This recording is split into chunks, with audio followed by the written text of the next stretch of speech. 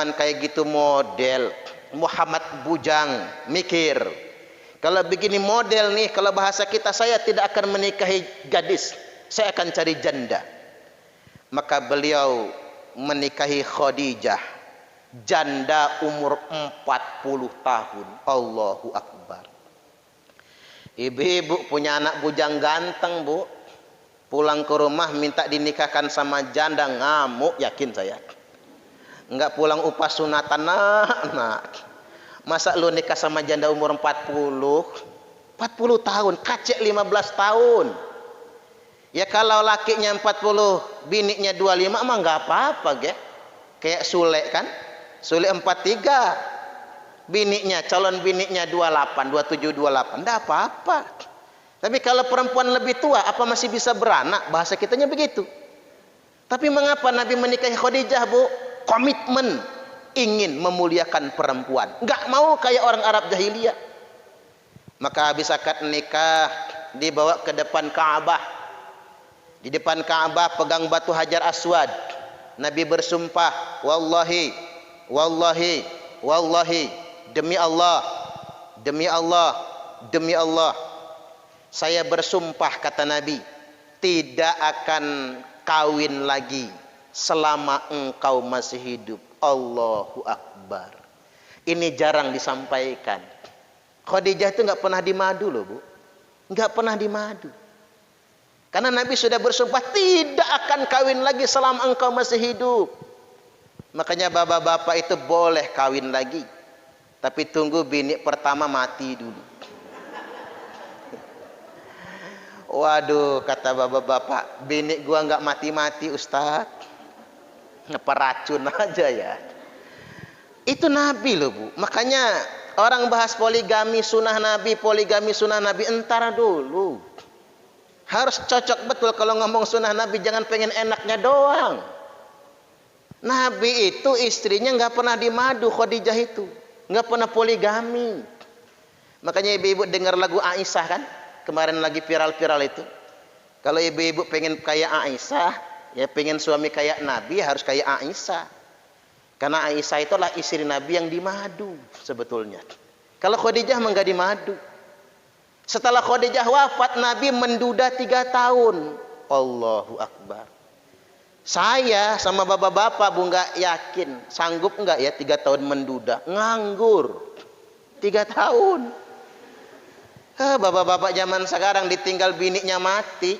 Kakek-kakek, Bu, di kampung saya umur udah 80, udah lansia. Si nenek meninggal belum nyampe 40 hari, si kakek demam menggigil. Sama anak diurus, nak bak nak pecel, enggak, katanya enggak mau. Bak nak bakso, enggak mau. Bak nak sate, enggak mau juga. Bak nak bebini lagi, katanya. Oh, mau bebini ternyata, Bu, nak kawin.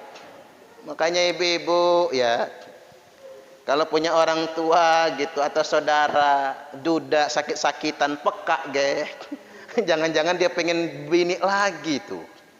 Itu laki-laki, tapi Nabi 3 tahun menduda, 3 tahun. Setelah menduda baru Nabi menikahi Saudah, istri kedua. Nenek-nenek lagi, Bu, umur 60. Masya Allah. Kalau bapak-bapak suruh nyari yang umur 60, borok-borok ibarat mobil, Bu, maaf kalau udah 60 tahun borok-borok kepake, nyervis terus.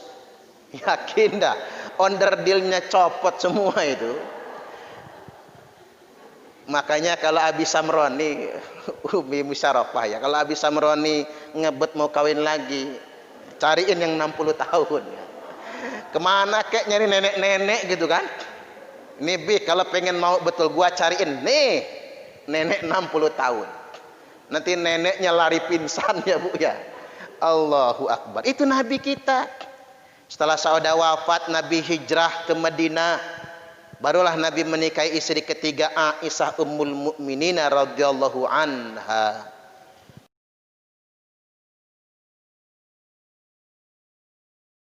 Assalamualaikum warahmatullahi wabarakatuh.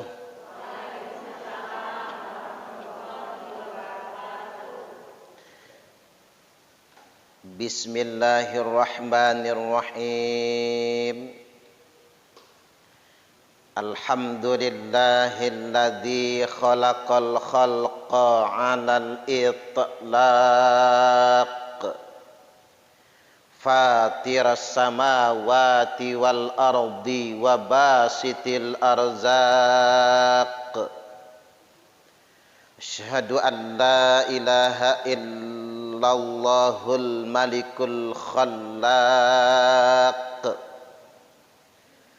Wa asyhadu anna Muhammadar Rasulullah al-mab'utsu litatmimi makarimal akhlaq.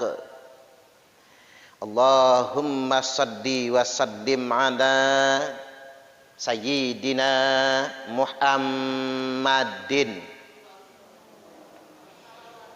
wa ala alihi wa ashabihi wa man tabi'ahum bi ihsanin ila yaumit talaq.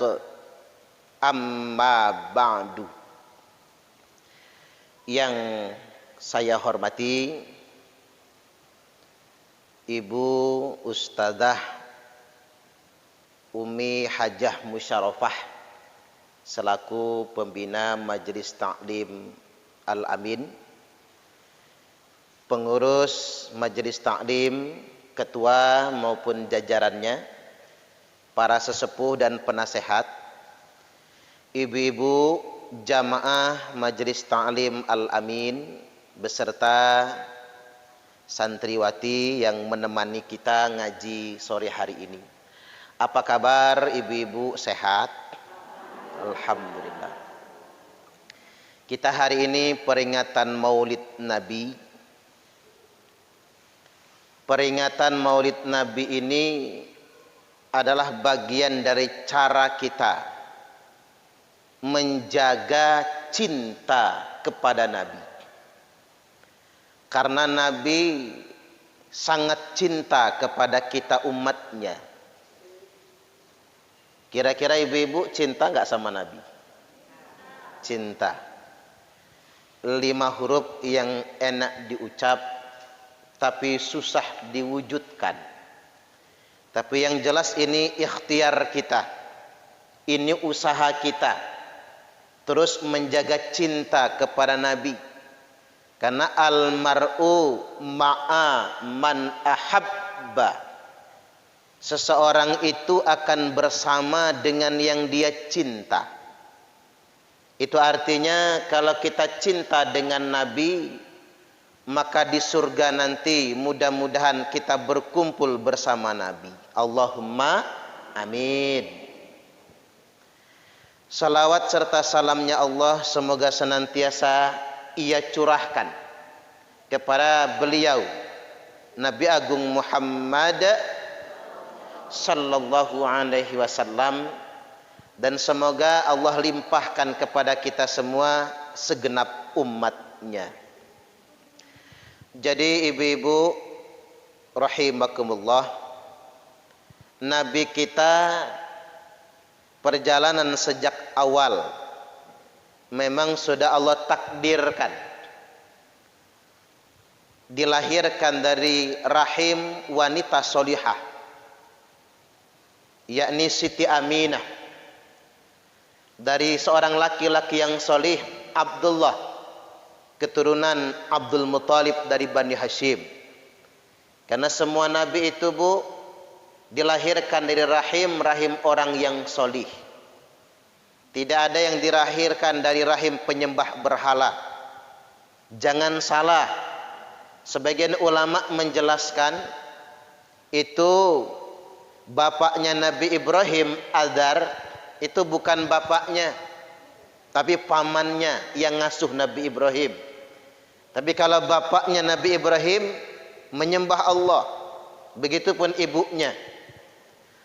Makanya ada hadis kan, orang Badui, orang Arab Badui baru masuk Islam.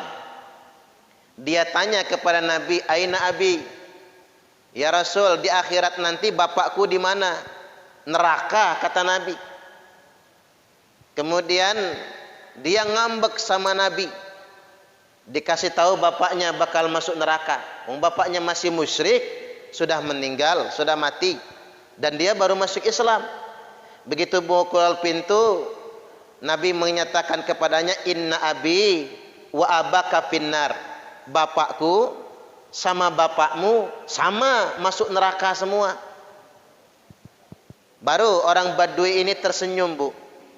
Ternyata sama, bapak Nabi saja masuk neraka. Cuman orang Islam salah tafsir. Dikiranya Abdullah itu, dikiranya Aminah. Padahal yang dimaksudkan Nabi Abu Thalib. Karena taunya orang Baduy, taunya orang Arab, bapaknya Nabi Abu Thalib. Karena itulah yang ngasuh Nabi, itulah yang membela Nabi. Maka bapakku sama bapakmu kata Nabi sama masuk neraka. Jadi jangan salah paham ya, Bu. Banyak sekarang orang ini akidahnya meleset.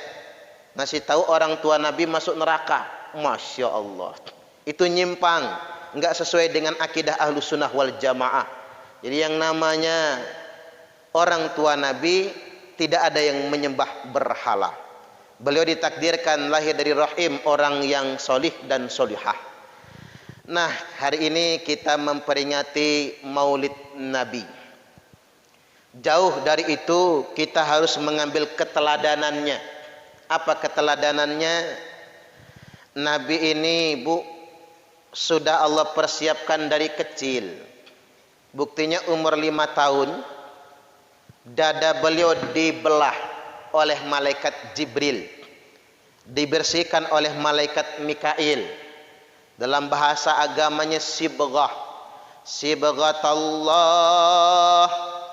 wa man ahsanu minallahi sibghah, celupan Allah.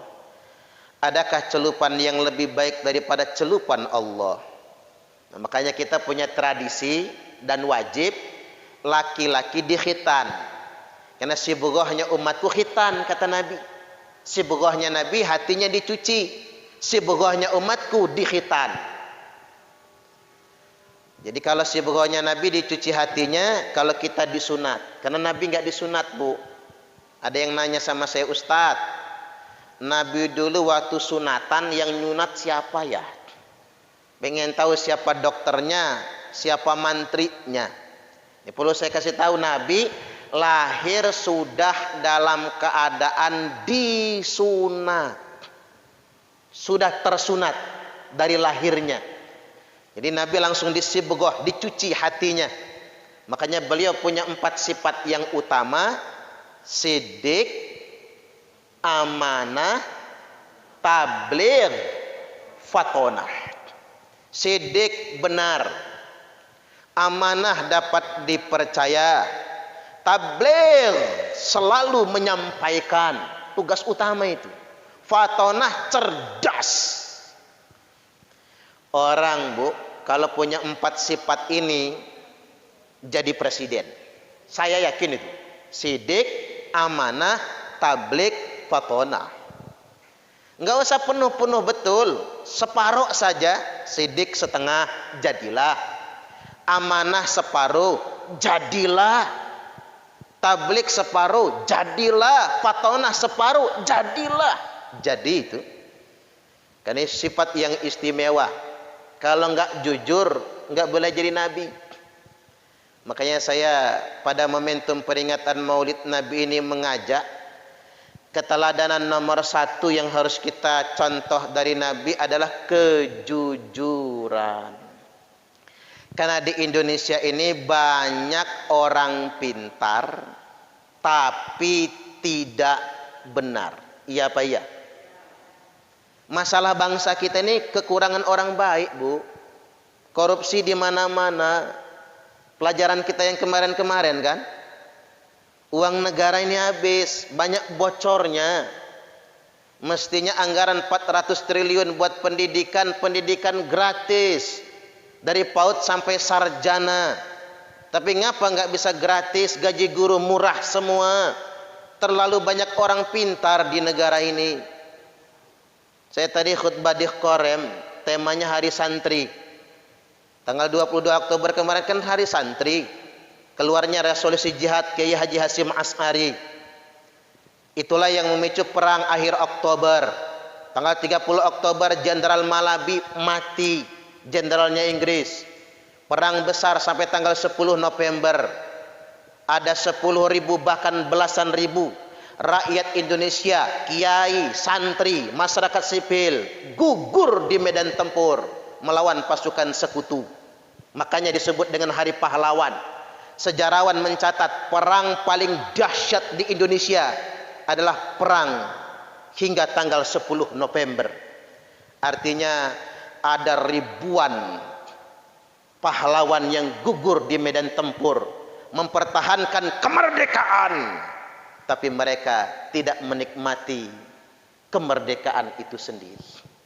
Sayang kita generasi akhir zaman yang menikmati kemerdekaan justru dengan cara menghalalkan segala cara.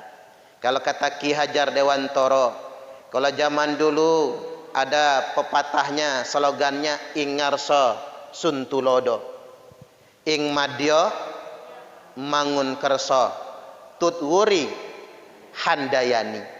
Makanya orang sekolah di topinya apa? Di bajunya tut wuri handayani. Di abad modern ini berubah, ing ngarsa numpuk bondo, ing madya mangan konco, tut wuri golek rai. Yang dipikir orang numpuk harta walau dengan menghalalkan segala cara. Borok-borok mau nolong kawan malah makan teman sendiri, sikut kiri kanan, menjegal kawan seiring, menggunting dalam lipatan. Ini nyata di bangsa Indonesia modern. Tut wuri golek rai, ujung-ujungnya cari muka. Makanya betapa banyak pahlawan yang gugur di medan tempur, namanya tidak tercatat di buku sejarah, tidak dikenang sebagai pahlawan, tapi mereka berkorban buat kita semua. Yuk kita di momentum Maulid Nabi ini kita ingin ingatkan kembali konsep hidup berbangsa dan bernegara, bermasyarakat, bahkan berkeluarga. Kuncinya cuma satu, jujur. Betul nggak Bu? Cobalah ibu-ibu, kalau punya suami jujur, mantap banget hidupnya. Saya terharu sama nonton di YouTube sama Syekh Ali Jaber. Syekh Ali Jaber 2 tahun nggak megang handphone Bu, biar nggak WhatsAppan, biar nggak SMS-an, karena istrinya cemburu luar biasa. Kalau saya nggak bisa Bu, nggak megang handphone itu. Itu saya terharunya. Ditanya mengapa dia nggak pegang handphone, demi menjaga perasaan istrinya. Allahu Akbar. Makanya istri menderita kalau suami nggak jujur. Suami juga menderita kalau punya bini nggak jujur. Belum akhir bulan uang belanja habis. Keteben ditanya lakinya duitnya kemana aja, mah ribut banting-banting piring. Padahal bininya ikut arisan sono sini ya Bu ya. Duitnya mak jelas kemana aja umpama. Anak nggak jujur, termasuk santri nggak jujur, masalah itu. Apalagi ngelola negara kalau nggak jujur. Saya ambil pertimbangan beginilah. Kalau orang goblok nggak bener, mafsadatnya dikit. Tapi kalau orang pinter nggak bener, mafsadat kerusakannya banyak. Contoh, kalau orang goblok nggak bener Bu, paling maling kotak amal. Itu kerjaan orang goblok nggak bener.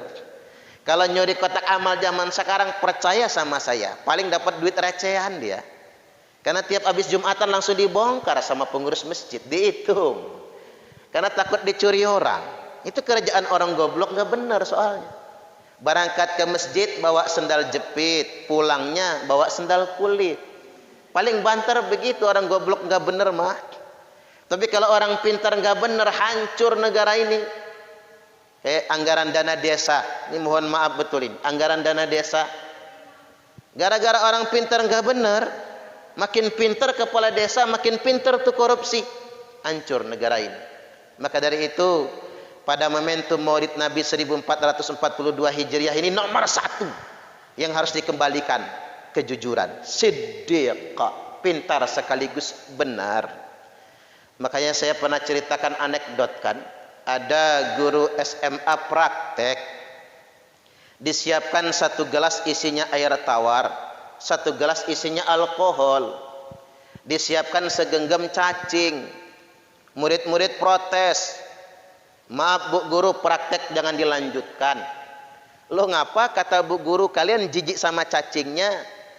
Bukan jijik sama cacing Bu Guru, kami murid-murid ini sudah ngerti semua. Kaget Bu Guru, hebat murid zaman sekarang, belum dipraktekin sudah ngerti duluan.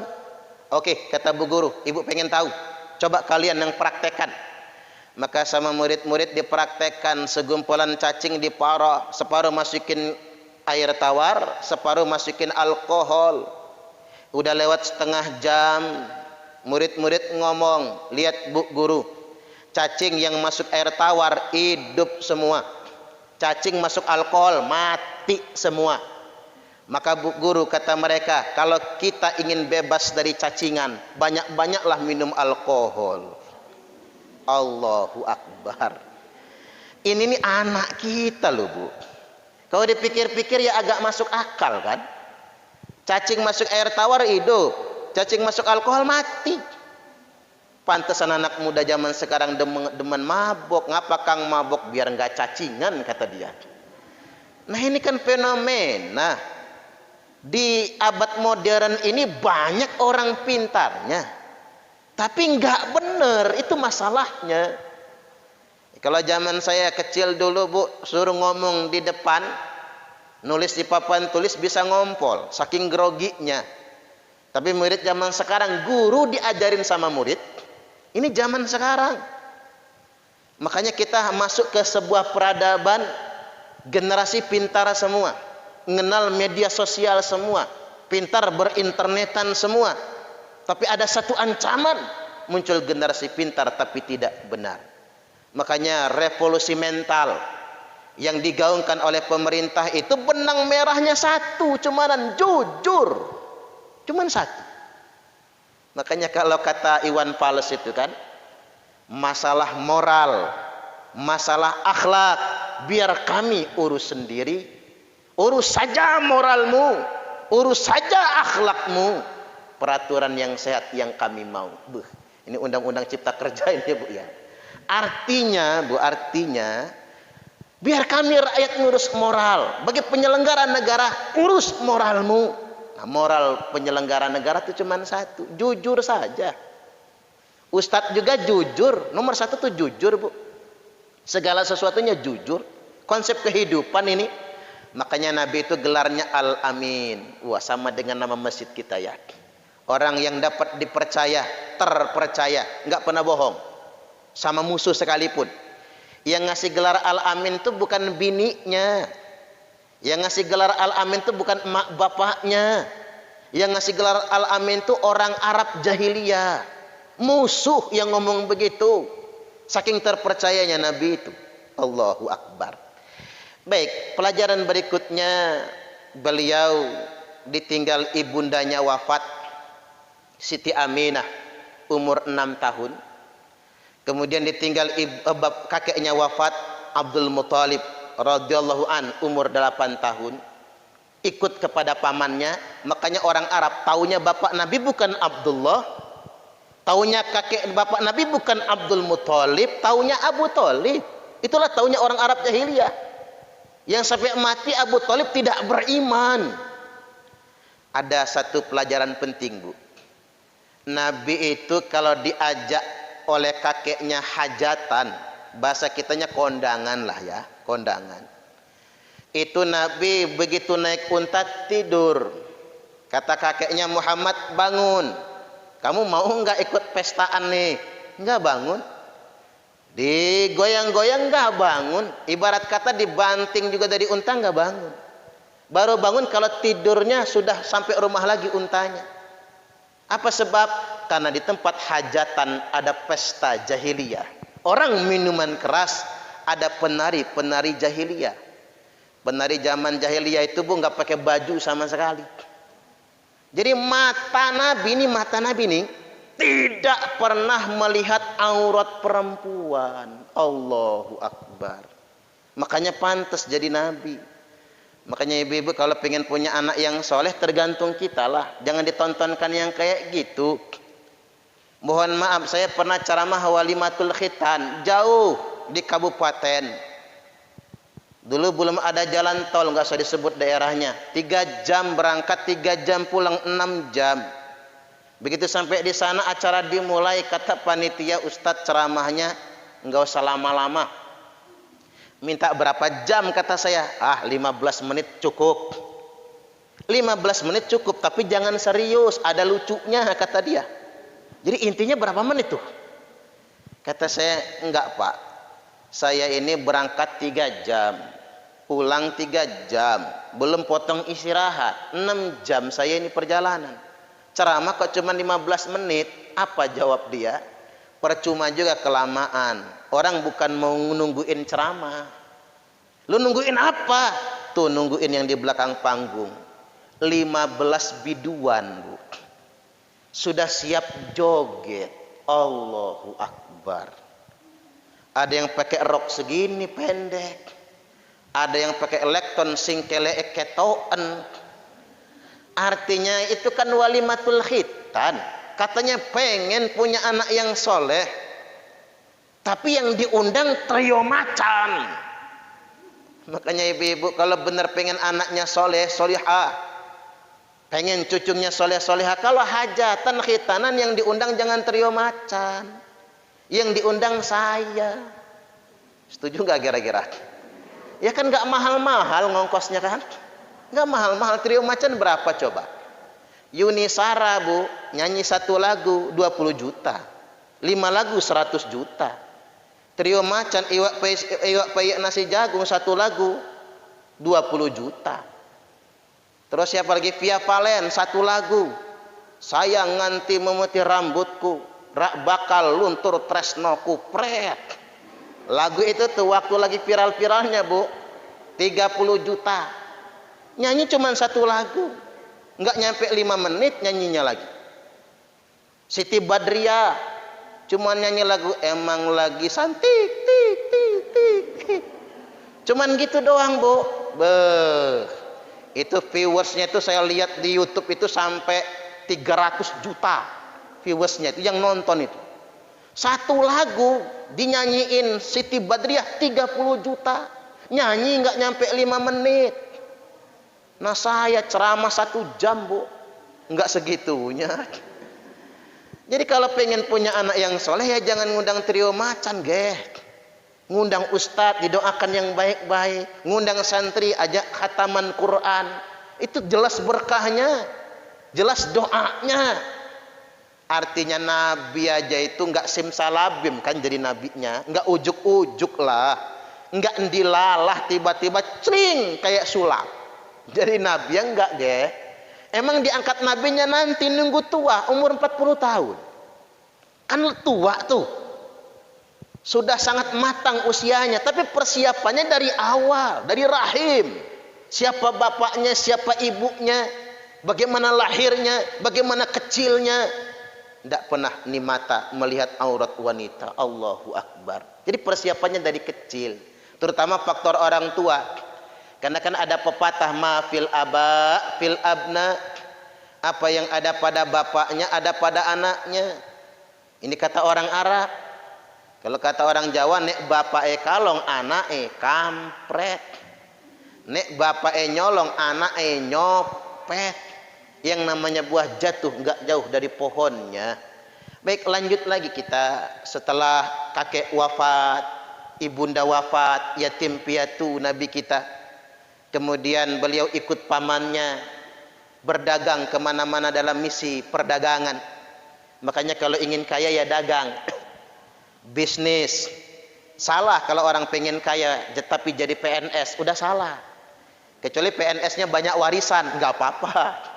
Tapi pengen kaya tapi dari PNS, salah. Makanya di Eropa nggak ada orang berebut jadi PNS.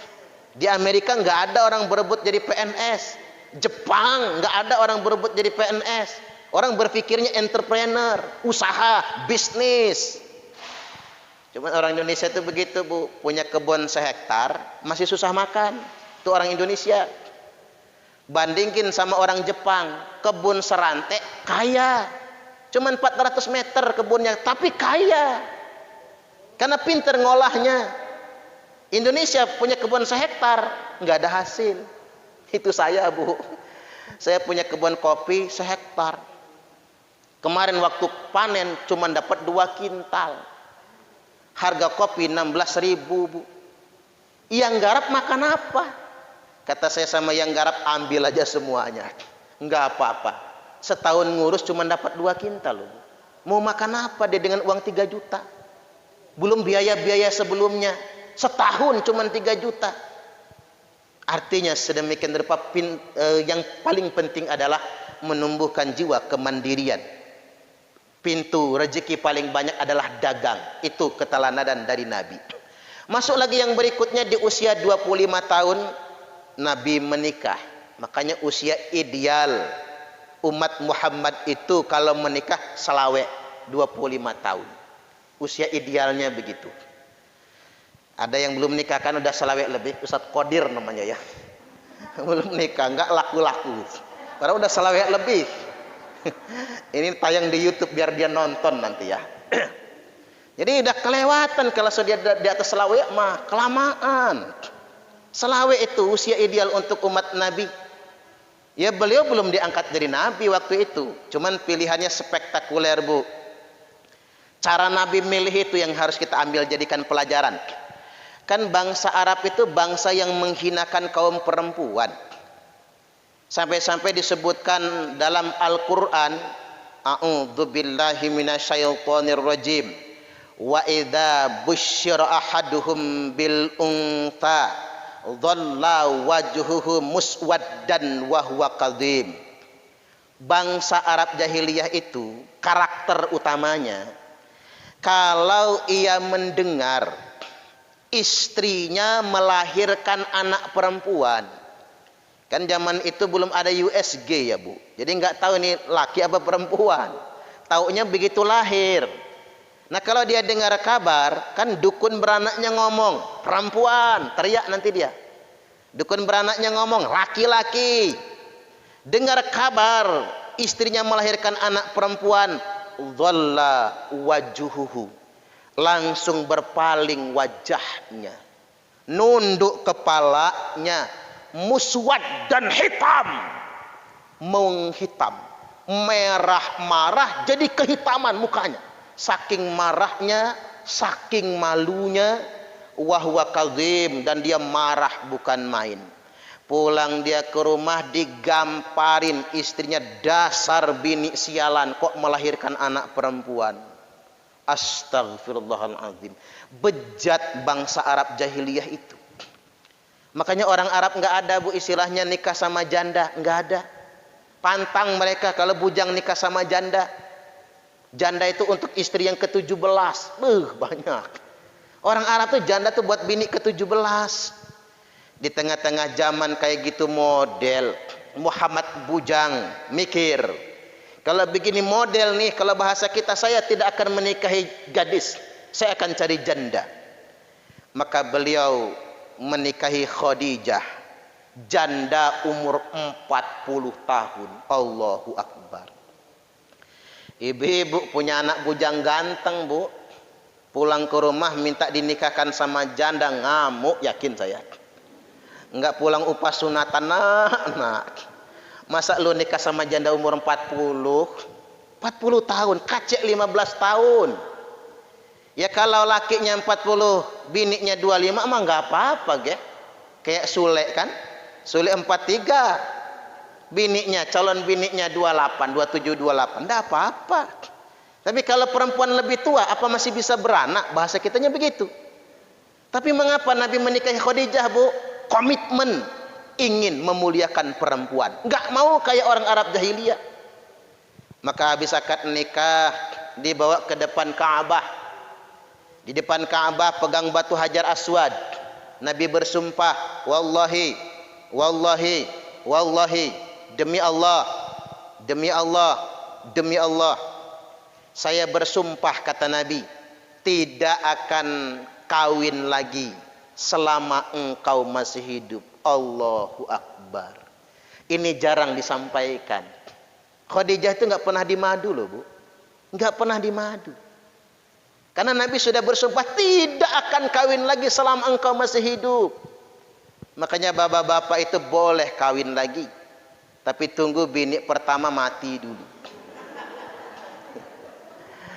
Waduh, kata bapak-bapak, bini gua nggak mati-mati Ustaz, ngeperacun aja ya. Itu Nabi loh Bu. Makanya orang bahas poligami sunnah Nabi, entar dulu. Harus cocok betul kalau ngomong sunnah Nabi, jangan pengen enaknya doang.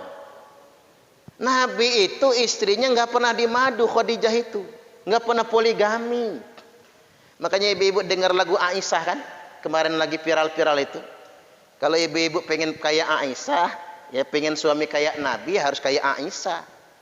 Karena Aisyah itulah istri Nabi yang dimadu sebetulnya. Kalau Khadijah nggak dimadu.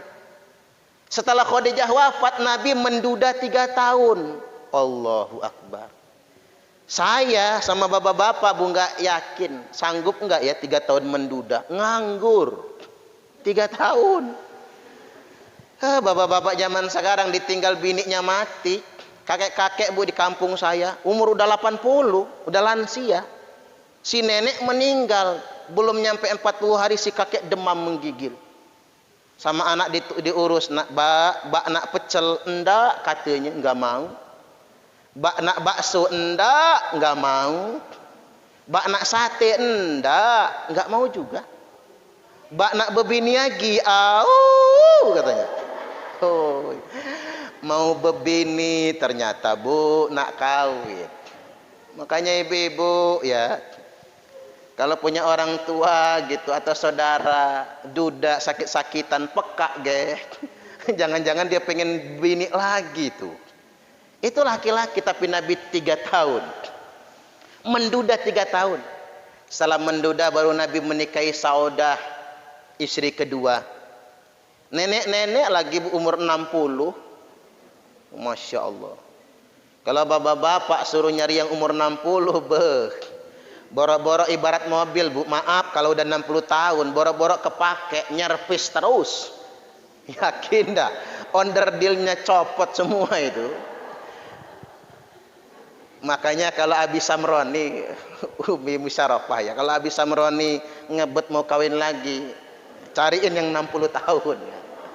Kemana kek nyari nenek-nenek gitu kan?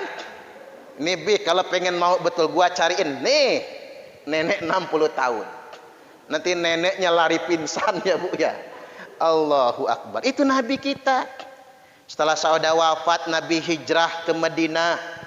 Barulah Nabi menikahi istri ketiga, Aisyah Ummul Mukminin radhiyallahu anha. Justru Aisyah Bu tidak punya anak. Nabi sudah tua, enggak produktif lagi juga.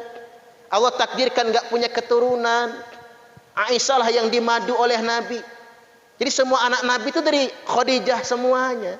Yang umurnya tadi 40 tahun waktu dinikahi, subur sampai 4 putri Nabi. Jadi yang belakangan tak punya, ada sempat Maryam Al-Qibtiyah, tapi kan meninggal dunia. Istri-istri Nabi yang lainnya, Aisyah yang paling cantik, yang paling muda, dialah yang dimadu. Allahu Akbar. Ngomong-ngomongin madu, jangan kepanjangan, enggak enak. Ibu-ibu semua soalnya. Saya nanya sama ibu-ibu, ibu-ibu ini milih di madu apa diracun kira-kira? Oh enggak, dua-duanya ya Bu ya. Salah pilihannya itu. Umur 25 tahun Nabi menikah, belum diangkat menjadi Rasul. Umur 35 tahun Nabi mendamaikan perang Ka'bah, perang kabilah, perang suku. Berebut dalam renovasi Ka'bah, berebut meletakkan Hajar Aswad. Nabi mengkompromikan mereka, damai, enggak jadi perang. Makanya ada falsafah orang hidup. Orang yang paling siap berkompromi, dialah yang menang. Makanya membangun negara ini Bu, pihak-pihak yang paling siap berkompromi itulah yang menang. Dulu ada PKI. PKI tahun berapa? 48 ya. Sama PKI tahun 65. Karena mereka ingin menguasai sendiri, hancur mereka. Ada DI, TII tahun 48, 49 ya. Selanjutnya, mereka tidak mau berkompromi, hancur. Siapa yang di atas yang siap berkompromi? Makanya falsafah hidup. Selanjutnya umur 40 tahun barulah Nabi kita diangkat menjadi Rasul. Resmi umur 40. Pelajaran bagi kita begini, Bu. Ternyata usia matangnya umat Muhammad itu 40. Jadi kalau suami ibu-ibu masih 40 tahun ke bawah belum matang, emosi belum stabil, wajar. Karena memang Nabi aja bisa saja kan Allah angkat beliau dari umur 5 tahun, tapi tidak. Boleh jadi diangkat Rasulnya umur selawe, waktu habis nikah, tidak juga. Tapi Allah angkat beliau menjadi Rasul umur 40 tahun. Karena kematangan emosional. Makanya kalau sudah umur 40, untuk segala hal jadi baik. Makanya saya orang yang berpegangan, pejabat itu kalau wali kota, gubernur, presiden, menteri ya Bu, itu minimal umurnya 40. Itu kalau prinsip saya, minimal 40. Saya kurang suka kalau menteri itu milenial betul, 40 tahun ke bawah. Pintar ya pintar, cerdas ya cerdas, tapi belum tentu bijaksana. Gubernur juga begitu, wali kota juga begitu, bupati juga begitu, matangnya umur 40. Ya ngapa Nabi diangkat jadi Rasul umur 40? Karena kematangan emosi. Makanya kalau umur 40 tahun itu lihat rezeki. Kalau segitunya rezeki kita, sudahlah syukuri saja. Udah stabilkan nafsu duniawi. Ya kalau kita punya emak bapak kaya warisan banyak, alhamdulillah. Apalagi kita hidup miskin, dapat bini anak tunggal, emak bapaknya kaya raya, nggak lama nikah mertua mati misalnya, tiba-tiba sugih kaya. Ini umpama contoh Bu, jangan diambil hati, umpama nih, ya itu bagian kan. Cuman saya ingin tegaskan, kalau umur udah 40 tahun, insaf ya insaf, ambisi distabilkan. Kalau memang nasib mau jadi presiden, Allah kasih. Kalau memang nasib bakal kaya, Allah beri. Kalau nasib memang bakal terkenal, Allah kasih. 40 umur kematangan. Kalau sudah 40 tahun gak berubah, 5 tahun belum tobat juga, 60 tahun belum berubah juga, itu namanya sayur nangka bumbu kemiri, tua bangka nggak tahu diri. Alias tua keladi, makin tua makin menjadi. Umur kebijaksanaan. Ibu-ibu juga ngukur diri. Ibu lihat, laki gua sudah 40 tahun ke atas umpama, saya sudah 40 tahun ke atas umpama. Stop, terlalu ambisi akan dunia. Stabilkan, istiqomah ngajinya, jaga sholatnya, jaga tahajudnya, jaga perilakunya. Kalau bakal kaya sudah dari kemarin, kita bakal kaya, tinggal nunggu anugerah dari Allah Subhanahu wa Ta'ala. Apalagi memang sudah kaya kan, syukuri apa yang ada, jangan berlebihan lagi. Karena ngapa bahaya orang sudah umur 40 tahun tapi nggak insaf-insaf, itu bahaya, nggak bijak-bijak. Ke umur 53 tahun Nabi kita hijrah dari Mekah ke Madinah. Jadi sudah setengah abad lebih ya Bu hijrah itu. Hijrah ke Madinah, lantas kemudian mampir di Kuba, Nabi mendirikan masjid. Makanya peradaban Islam itu dimulai dari masjid.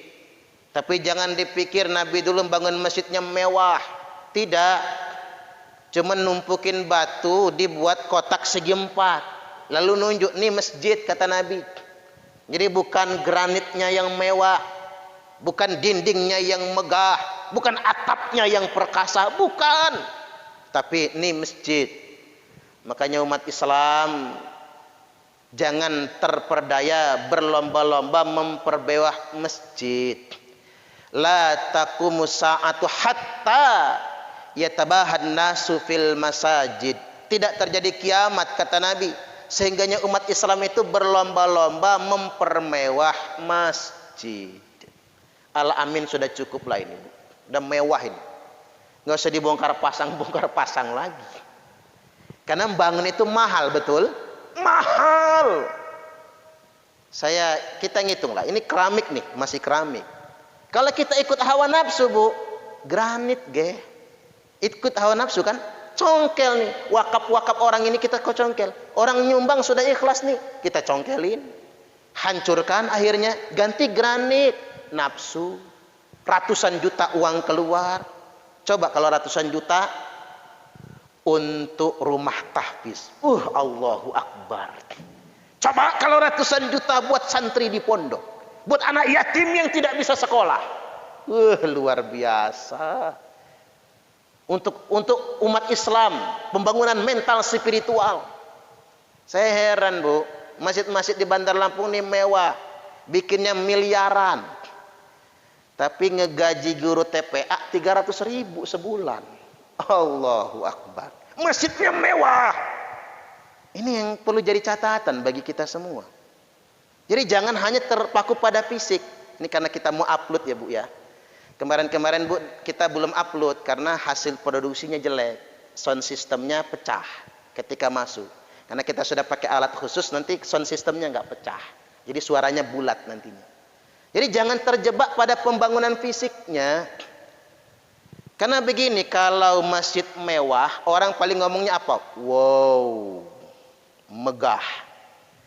Paling ibu-ibu rebutan selfie kan? Coba kalau ke Kubama, selfie kan? Foto, upload di Instagram, YouTube, cetak foto, pajang di rumah. Wow saja dapatnya.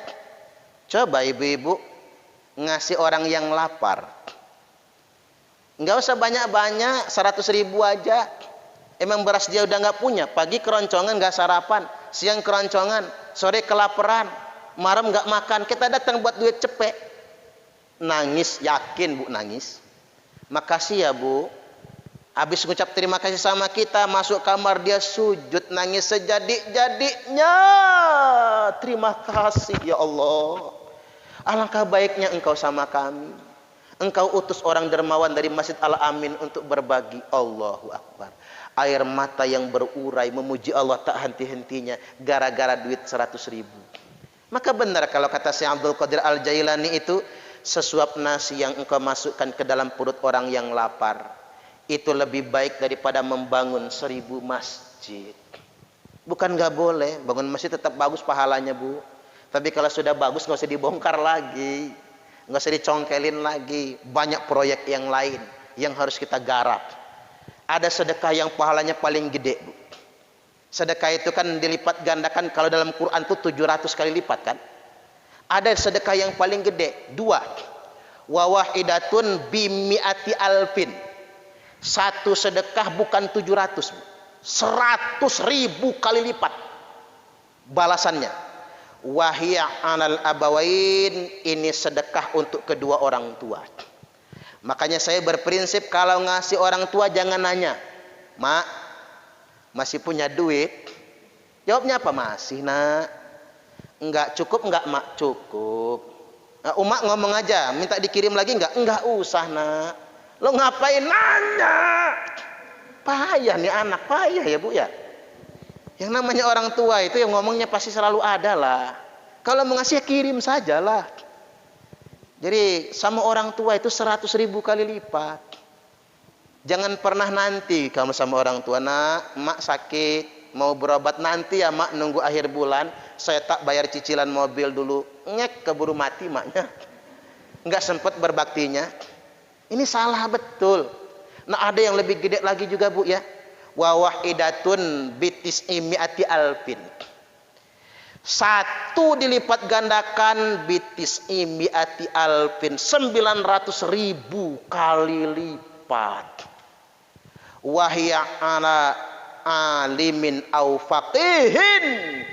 Ini sedekah untuk orang alim, orang faqih, kiai, santri yang sedang menuntut ilmu. Allahu Akbar. Makanya saya sering sampaikan ke takmir masjid, uang kas masjid ini banyak.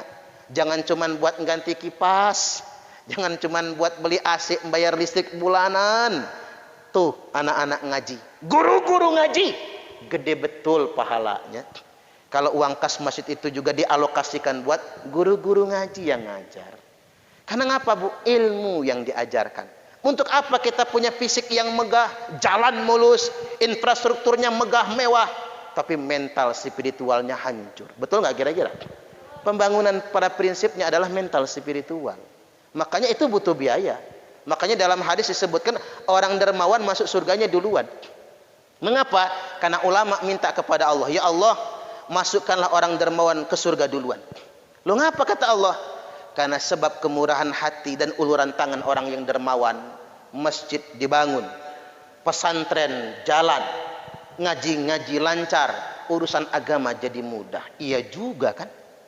Balik lagi saya lanjutkan, umur 63 tahun kita persingkat. Umur 63 tahun Nabi kita wafat, meninggal dunia. Falamma jaa yaumul isnin min syahri Rabiul Awal, tibalah hari Senin bulan Rabiul Awal. Ternyata Nabi kita itu Bu meninggalnya juga Senin, wafatnya Senin tanggal 12 Rabiul Awal. Jadi meninggal di hari kelahiran. Ibu-ibu ada nggak yang lahirnya hari Jumat? Ada nggak? Kalau ada siap-siap, jangan-jangan mati sore ini ya Bu. Ini soalnya Jumat soalnya. Biasanya orang mati di hari kelahirannya loh Bu. Kalau lahir Senin, mati Senin. Lahir Selasa, mati Selasa. Lahir Rabu, mati Rabu. Enggak semua sih, tapi kebanyakan. Orang itu mati di hari kelahirannya. Makanya Nabi tiap hari Senin puasa kan. Ibu-ibu kalau punya weton, kalau kata orang Jawa, hari apa lahirnya, puasakan saja hari itu. Setiap hari kelahirannya. Karena lemahnya kita kan di hari kelahiran. Orang mau nyantet, ya Bu, ya sihir gitu. Hari kelahiran kita yang dicari orang. Maka ibu-ibu puasa di hari kelahiran itu bagus. Coba apa alasan Nabi puasa hari Senin? Hadza yaumu wulidtu, karena Senin hari kelahiranku kata Nabi. Jadi memuasakan hari kelahiran kita sendiri itu bagus sekali. Itu yang terpenting bagi kita semua. Jadi ketika tiba hari Senin, itulah hari wafatnya Nabi. Maka lantas kemudian Nabi ngimami sholat subuh. Ketika ngimami sholat subuh Bu, beliau sudah enggak kuat lagi. Kata Nabi, ya ma'syaral muslimin, wahai segenap kaum muslimin, hari ini aku akan segera meninggalkan dunia ini. Wahada awwalu yaumi minal akhirah, hari ini adalah hari pertama aku di akhirat. Wa akhiru yaumi minad dunya, dan hari terakhir aku tinggal di dunia ini. Subhanallah, ngomong Bu. Pulang ke rumah, masuk kamar, Israel Allah perintahkan, ihbit ila habibi bi ahsani surah, kunjungilah kekasihku Muhammad dengan wajah yang paling tampan. Datang malaikat Israel dengan wajah Arab Baduy, ketok pintu.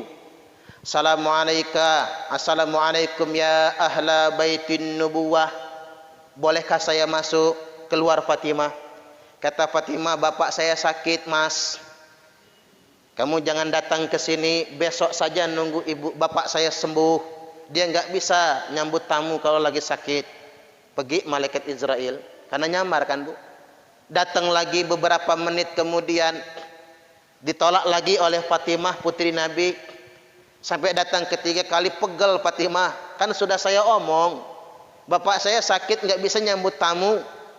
Nabi dari dalam kamar nyaut, ya Fatimah, man alal bab, wahai Fatimah, depan pintu rumah siapa? Kata Fatimah, rajulun a'rabiyyi, orang Arab Baduy, pegunungan. Cirinya kayak apa? Kata Nabi, orangnya sopan, tapi bikin pegel, kesel, kata Fatimah. Udah 3 kali dia datang, pulang lagi, datang lagi, datang lagi. Emang cirinya kayak apa? Cirinya matanya beda dengan mata orang pada umumnya. Ketika aku beradu pandang, kata Fatimah, begidik jantungku, berdiri bulu kudukku, bergetar tubuhku, terasa copot persendian tulang belulangku. Atadruna man huwa ya Fatimah? Engkau tahu siapa dia wahai Fatimah? La ya Abah, enggak tahu. Huwa hadimul laddat, dialah yang mencabut segala kelezatan. Wa qati'u syahawat, dialah yang memutus ambisi keinginan manusia. Wa ma'murul kubur, dialah yang meramaikan kuburan. Wa makhrabud dur, dan dialah yang membuat sepi, sedih rumah-rumah. Ia nyempring Fatimah Bu, ketemu Israel. Gemeter, kata Nabi Israel, masuklah ke dalam. Masuk ke dalam kamar. Nabi tanya, kamu datang ke sini sekedar ingin bertamu atau ingin mencabut nyawa saya? Kata Israel, Muhammad, saya datang ke sini ingin bertamu sekaligus ingin mencabut nyawamu. Nek oleh, nek ora oleh, aku arep balik meneh. Orang Jawa Israel ini ya Bu ya. Umpama ya. Kalau boleh Muhammad, kalau enggak boleh, saya akan pulang lagi. Itu kalau nyebut nyawa Nabi. Kalau kita mah enggak ditanya Bu, langsung. Apalagi preman diputar-putar dulu palanya itu. Kalau preman yang enggak tobat, langsung sikat nyawanya. Ada juga ditarik, masukin lagi, tarik, masukin lagi. Dikerjain oleh Israel. Begini kata Nabi Israel, gampang kalau nyebut nyawa itu. Aina Jibril? Mana Jibril? Turun malaikat Jibril. Ada apa Muhammad? Kamu tahu Jibril, kalau aku akan dicabut nyawa? Tahu? Akhbirni mali indallahi minal kiramah. Kabarkan kepada aku kemuliaan apa yang Allah janjikan untukku di sisinya. Kata Jibril, semua pintu langit dibukakan untukmu. Semua pintu surga dibukakan untukmu. Malaikat berbaris dengan teratur menantikan ruhmu di langit sana. Alhamdulillah kata Nabi. Tapi kurang Jibril. Satu yang sangat aku khawatirkan kalau aku mati hari ini. Wa kaifa takunu ummati? Bagaimana nasib umatku? Kamu enggak usah khawatir kata Jibril. Allah sudah haramkan surga untuk semua umat. Hatta tadkhuluha ummatuka, sehingganya umatmu yang masuk surga duluan. Kalau begitu kata Nabi, aku puas sekarang. Israel, cabut nyawa saya. Dicabutlah nyawa Nabi Bu, dari kakinya yang hilang nyawanya sampai di lututnya, sampai di pinggangnya, sampai di pusarnya. Ma'asyadda muraratul maut. Bagaimana dahsyatnya rasa sakaratul maut itu. Kalau boleh, ya Allah kata Nabi, timpakan rasa sakaratul maut itu kepada aku semua. Dan jangan timpakan kepada umatku. Saking sayangnya Bu Nabi sama kita ini. Ya walaupun gak sakit Nabi itu. Ditarik lagi nyawa Nabi sampailah di dadanya.